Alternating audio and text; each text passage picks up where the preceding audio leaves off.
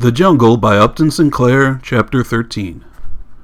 During this time that Jurgis was looking for work occurred the death of little Christophorus, one of the children of Teta Elzbieta. Both Christophorus and his brother Josipas were cripples, the latter having lost one leg by having it run over, and Christophorus having congenital dislocation of the hip, which made it impossible for him ever to walk.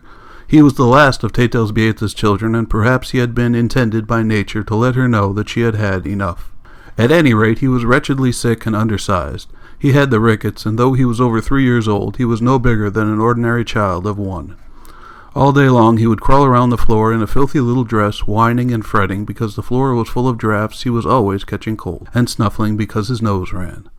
This made him a nuisance and a source of endless trouble in the family, for his mother, with unnatural perversity, loved him best of all her children, and made a perpetual fuss over him, would let him do anything undisturbed, and would burst into tears when his fretting drove Jurgis wild. And now he died. Perhaps it was the smoked sausage he had eaten that morning, which may have been made out of some of the tubercular pork that was condemned as unfit for export. At any rate, an hour after eating it, the child had begun to cry with pain, and in another hour he was rolling about on the floor in convulsions.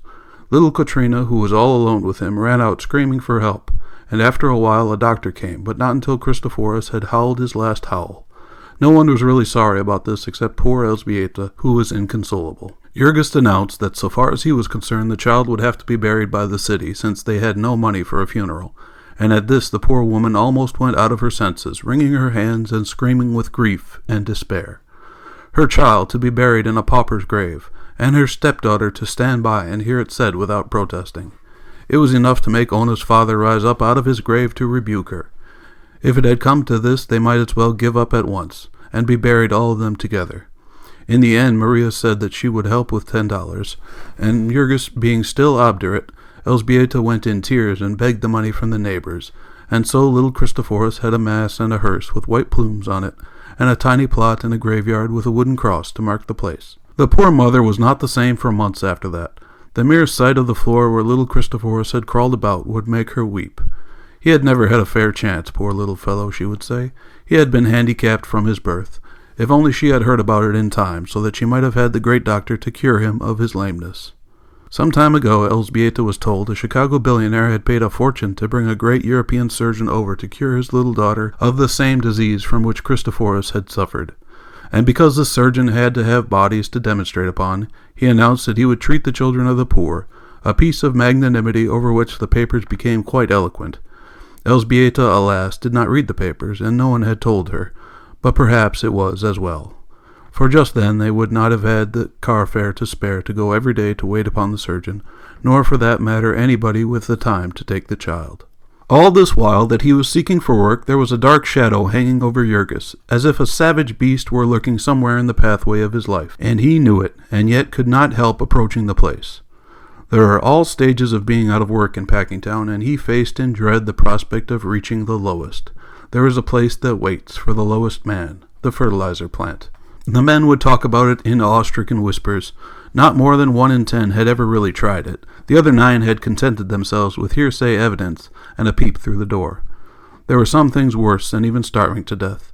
They would ask Jurgis if he had worked there yet, and if he meant to, and Jurgis would debate the matter with himself. And as poor as they were, and making all the sacrifices that they were, would he dare to refuse any sort of work that was offered to him, be it as horrible as ever it could? Would he dare to go home and eat bread that had been earned by Ona, weak and complaining as she was, knowing that he had been given a chance and had not had the nerve to take it? And yet he might argue that way with himself all day, and one glimpse into the fertilizer works would send him away again shuddering. He was a man, and he would do his duty. He went and made application. But surely he was not also required to hope for success. The fertilizer works of Durham's lay away from the rest of the plant. Few visitors ever saw them, and the few who did would come out looking like Dante, of whom the peasants declared that he had been into hell. To this part of the yards came all the tankage and the waste products of all sorts. Here they dried out the bones, and in suffocating cellars where the daylight never came, you might see men and women and children bending over whirling machines and sawing bits of bone into all sorts of shapes, breathing their lungs full of the fine dust and doomed to die, every one of them, within a certain definite time. Here they made the blood into albumin, and made other foul-smelling things into things still more foul-smelling. In the corridors and caverns where it was done, you might lose yourself as in the great caves of Kentucky. In the dust and the steam, the electric lights would shine like far-off twinkling stars, red and blue, green and purple stars, according to the color of the mist and the brew from which it came. For the odors in these ghastly charnel houses, there may be words in Lithuanian, but there are none in English. The person entering would have to summon his courage as for a cold water plunge. He would go on like a man swimming under water. He would put his handkerchief over his face and begin to cough and choke. And then, if he were still obstinate, he would find his head beginning to ring and the veins in his forehead to throb, until finally he would be assailed by an overpowering blast of ammonia fumes, and would turn and run for his life and come out half-dazed. On top of this were the rooms where they dried the tankage, the mass of brown stringy stuff that was left after the waste portions of the carcasses had had the lard and tallow tried out of them. This dried material they would then grind to a fine powder, and after they had mixed it up well with a mysterious but inoffensive brown rock, which they brought in and ground up by the hundreds of carloads for that purpose, the substance was ready to be put into bags and sent out to the world as any one of 100 different brands of standard bone phosphate. And then the farmer in Maine or California or Texas would buy this at, say, $25 a ton, and plant it with his corn, and for several days after the operation the fields would have a strong odor, and the farmer and his wagon and the very horses that had hauled it would all have it too. In Packingtown the fertilizer is pure, instead of being a flavoring, and instead of a ton or so spread out on several acres under the open sky, there are hundreds and thousands of tons of it in one building, heaped here and there in haystack piles, covering the floor several inches deep and filling the air with a choking dust that becomes a blinding sandstorm when the wind stirs. It was to this building that Jurgis came daily, as if dragged by an unseen hand. The month of May was an exceptionally cool one, and his secret prayers were granted, but early in June there came a record-breaking hot spell, and after that there were men wanted in the fertilizer mill. The boss of the grinding room had come to know Jurgis by this time, and had marked him for a likely man, and so when he came to the door about 2 o'clock this breathless hot day, he felt a sudden spasm of pain shoot through him. The boss beckoned to him. In 10 minutes more, Jurgis had pulled off his coat and overshirt and set his teeth together and gone to work. Here was one more difficulty for him to meet and conquer. His labor took him about 1 minute to learn. Before him was one of the vents of the mill in which the fertilizer was being ground, rushing forth in a great brown river with a spray of the finest dust flung forth in clouds. Jurgis was given a shovel, and along with half a dozen others, it was his task to shovel this fertilizer into carts. The others were at work, he knew by the sound, and by the fact that he sometimes collided with them. Otherwise they might as well not have been there, for in the blinding dust storm a man could not see 6 feet in front of his face. When he had filled one cart, he had to grope around him until another came, and if there was none on hand, he continued to grope till one arrived. In 5 minutes he was, of course, a mass of fertilizer from head to feet. They gave him a sponge to tie over his mouth, so that he could breathe, but the sponge did not prevent his lips and eyelids from caking up with it, and his ears from filling solid. He looked like a brown ghost at twilight. From hair to shoes he became the color of the building, and of everything in it, and for that matter 100 yards outside it. The building had to be left open, and when the wind blew, Durham and Company lost a great deal of fertilizer. Working in his shirt sleeves, and with the thermometer at over 100, the phosphate soaked in through every pore of Jurgis's skin, and in 5 minutes he had a headache, and in 15 was almost dazed. The blood was pounding in his brain like an engine's throbbing. There was a frightful pain in the top of his skull, and he could hardly control his hands. Still, with the memory of his 4-month siege behind him, he fought on, in a frenzy of determination. And half an hour later he began to vomit. He vomited until it seemed as if his innards must be torn into shreds. A man could get used to the fertilizer mill, the boss had said, if he would only make up his mind to it. But Jurgis now began to see that it was a question of making up his stomach. At the end of that day of horror he could scarcely stand. He had to catch himself now and then and lean against a building and get his bearings. Most of the men, when they came out, made straight for a saloon. They seemed to place fertilizer and rattlesnake poison in one class. But Jurgis was too ill to think of drinking. He could only make his way to the street and stagger on to a car. He had a sense of humor, and later on, when he became an old hand, he used to think it fun to board a streetcar and see what happened. Now, however, he was too ill to notice it. How the people in the car began to gasp and sputter, to put their handkerchiefs to their noses, and transfix him with furious glances. Jurgis only knew that a man in front of him immediately got up and gave him a seat, and that half a minute later the 2 people on each side of him got up, and that in a full minute the crowded car was nearly empty, those passengers who could not get room on the platform having gotten out to walk. Of course, Jurgis had made his home a miniature fertilizer mill a minute after entering. The stuff was half an inch deep in his skin, his whole system was full of it, and it would have taken a week not merely of scrubbing but of vigorous exercise to get it out of him. As it was, he could be compared with nothing known to men, save that newest discovery of the savants, a substance which emits energy for an unlimited time, without being itself in the least diminished in power. He smelt so that he made all the food at the table taste, and set the whole family to vomiting. For himself, it was 3 days before he could keep anything upon his stomach. He might wash his hands and use a knife and fork, but were not his mouth and throat filled with the poison?